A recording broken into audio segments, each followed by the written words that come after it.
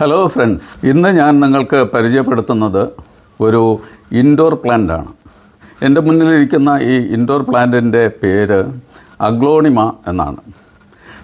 ഈ പ്രത്യേക ഇനത്തിൻ്റെ പേര് അഗ്ലോണിമ റെഡ് ലിപ്സ്റ്റിക് എന്നാണ്. Aglaonema red lipstick. ഈ ചെടിയുടെ ഇലയുടെ അരികിൽ മാർജിനിലൊക്കെ ഒരു റെഡ് ലൈൻ നമുക്ക് കാണാനായിട്ട് സാധിക്കും. ഒരു പക്ഷേ അതുകൊണ്ടായിരിക്കും അത് റെഡ് ലിപ്സ്റ്റിക് എന്ന് പറയുക. ശരിക്ക് ലിപ്സ്റ്റിക് പ്ലാന്റ് എന്ന് പറയുന്നത് ഇതല്ല, അത് വേറൊരു ചെടിയാണ്. അഗ്ലോണിമയിൽ ധാരാളം ഇനങ്ങളുണ്ട്. വളരെ പ്രത്യേക തരത്തിലുള്ള നിറക്കൂട്ടുകളുള്ള അനേകം ഇൻഡോർ ചെടികളുണ്ട്. ഈ ഗ്രൂപ്പിൽപ്പെട്ട എല്ലാ ചെടിയും ഒത്തിരി അനവധി ഇൻഡോർ ചെടികൾ ഉണ്ട്. അതിലൊന്നാണിത്. ഇത് വളരെ എളുപ്പത്തിൽ തന്നെ വളർത്താൻ പറ്റുന്ന ഒരു ചെടിയാണ്.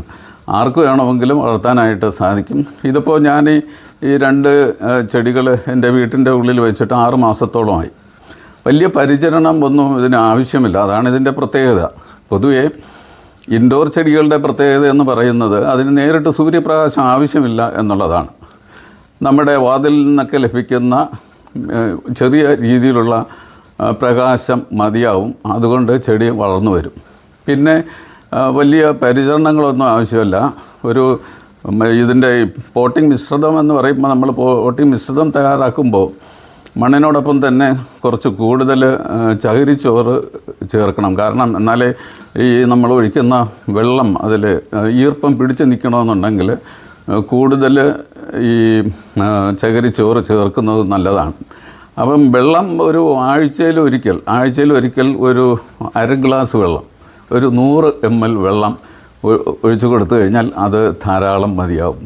പിന്നെ നമുക്കൊരു ചെടികൾ വീക്കായിട്ട് തോന്നുകയാണെന്നുണ്ടെങ്കിൽ ഒരു മാസത്തിലൊരിക്കൽ 1 സ്പൂൺ ചാണകപ്പൊടി ഇട്ട് കൊടുത്തു കഴിഞ്ഞാൽ അത് ധാരാളം മതിയാവും.